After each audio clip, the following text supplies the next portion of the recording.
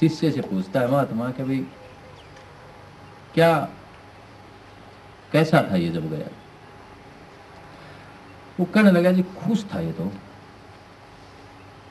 बहुत खुश था ये तो।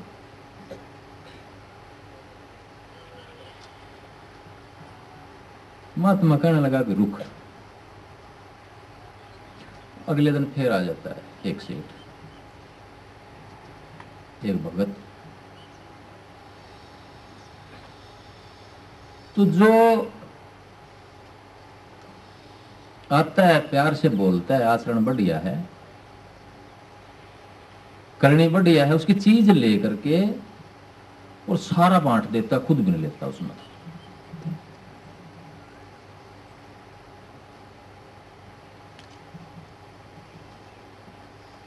तो बाद में जब वो गया, उससे प्यार भरी बातें करी सारी, तो गया तो वो पूछने लगा शिष्य से, हाँ भाई कैसा महसूस किया इसने? बोला जिसका जानने जी कौन करे थड़े।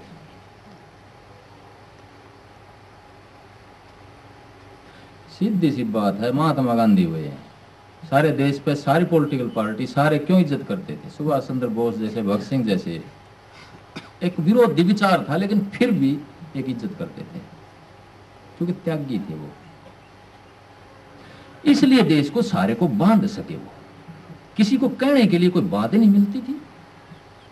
एक बात मिलती थी कि ये शांति से चल रहे हैं, जो गलत बात है, मार पीट करो, इन मार कर न भगा दो, तभी आजादी मिलेगी, यह बात मिलती थी। लेकिन मारपीट से भी सारी चीजें नहीं चलती। कब तक मारपीट करेगा आदमी? एक आदमी दो आदमी अपनी बलि चढ़ावेगा, फिर वह ठंडी पड़ जाती है चीज।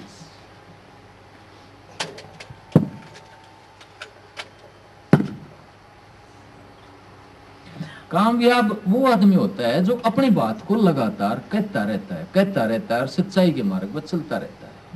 और जो उतार चढ़ाव आते हैं, को त्यागी बलिदानी वाले आते हैं, उससे जो अच्छा प्रभाव उठता है, लोगों में जोश उठता है, उसको बढ़ा के रखता है, टूटने नहीं देता उसको, जाल को।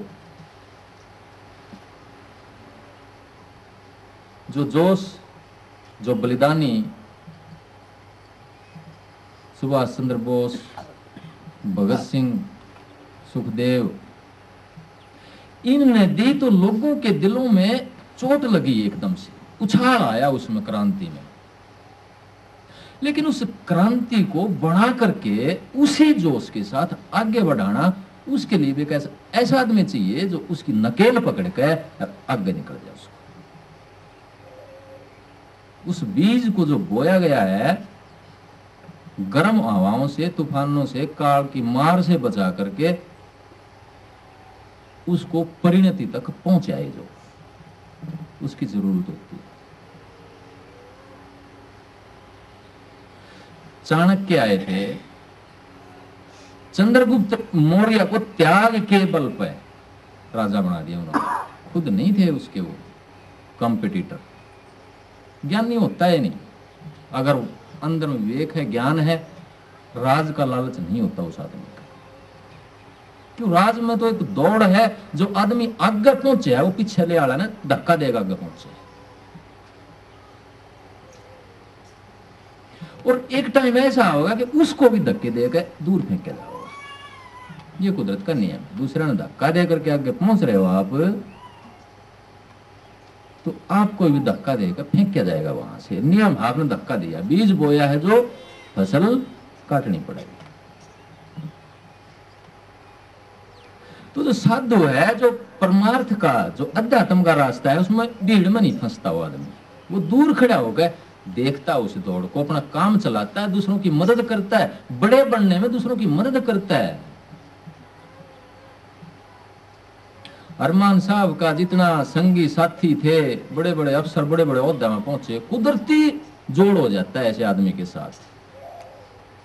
ऊंचा विचार अगर आदमी लेकर के चलता है, तो बड़े बड़े ऊंचे ऊंचे विचार वाले लोगों के साथ, कुदरती बड़े बड़े महात्माओं के साथ, हर तरह के आदमी के साथ उसका मेल, उसका खिंचाव होता चला जाता है।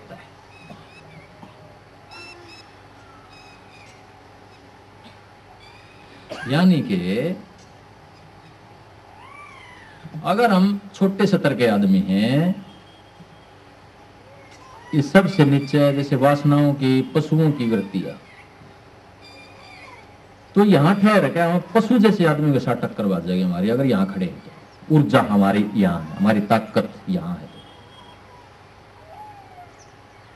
अगर और इंसान के स्तर पर हैं तो ऊपर खड़े हैं हम, तो वो जो ऊर्जा है उससे हम बच जाते हैं, क्योंकि उसमें घूमना हमारा बंद हो गया, ऊपर आदमी वाले उसमें घूमने लग जाते हैं।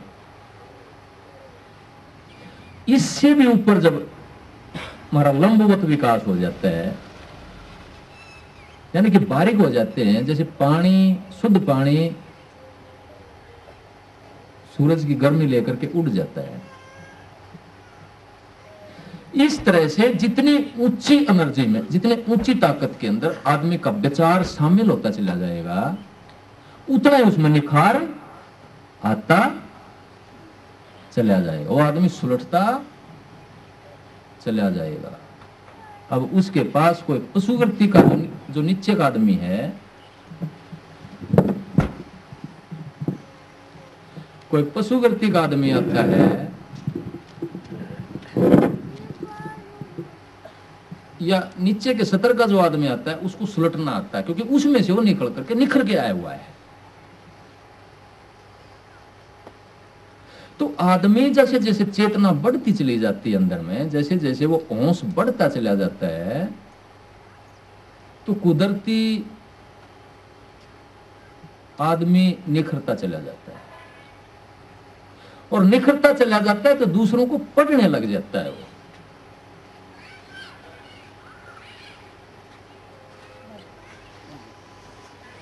और सुलटता चला जाता है, तो चेतना जितनी अंदर में बढ़ती चली जाएगी,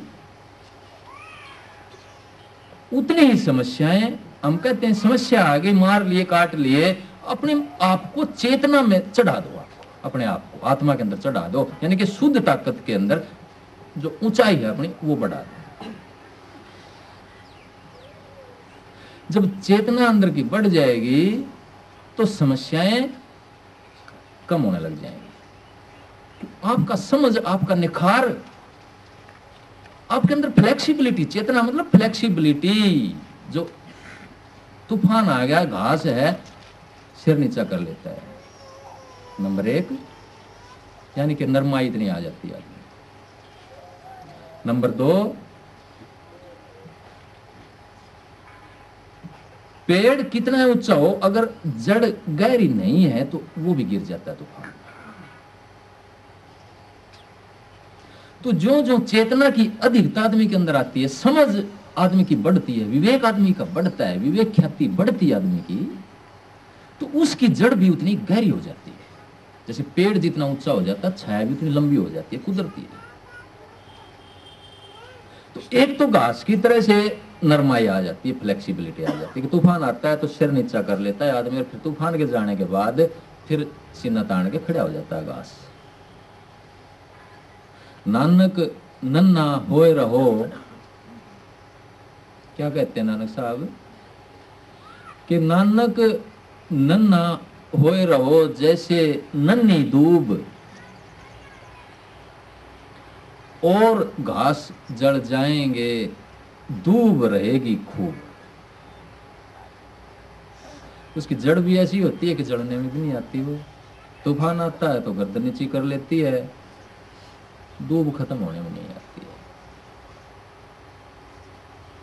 अध्यात्म क्या देता है, वो चेतना की ऊंचाई देता है। जब चेतना की ऊंचाई मिलती है तो उस पेड़ की जड़ भी उतनी गहरी, समझ और विवेक की जड़ उतनी गहरी हो जाती है। वो गहरी सतहों से पानी और खुराक खींचने लग जाता है, यानी कि समर्थ हो जाता है। तो ये देता है अध्यात्म। जब चेतना बढ़ती है, चेतना की अधिकता, समस्याओं की न्यूनता, तो अपने आप को चेतना में बढ़ाओ, ध्यान में बढ़ाओ,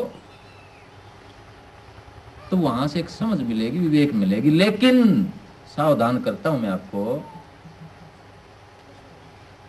कि अगर वासनाओं को लेकर के ध्यान में